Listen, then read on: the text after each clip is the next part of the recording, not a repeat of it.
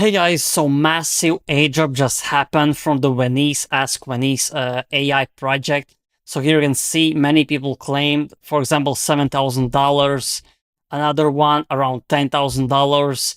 This guy claimed $13,000 in airdrop. This basically got a 5-figure airdrop from the Venice project. This guy got around $2,700. Zeneka got around $150,000.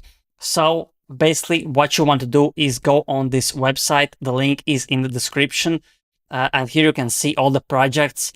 If you held these tokens, which is virtuals, Aero, Degen, here you can see Game, Luna, Vader, Clanker, More, and AI XBT.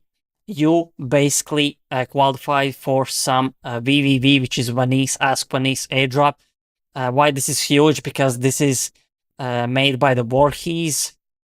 I don't know what's his full name, but Eric Voorhees basically created this project, and it went to $1 billion in market cap in basically a few hours. That's why they basically dropped 50% of the tokens to the, I think, in airdrops. That's why this is so massive. And basically, here, what you do, as I already showed you, here is the link is in the description, and when it sends you to this website, you have to click token, and here you will be able to claim.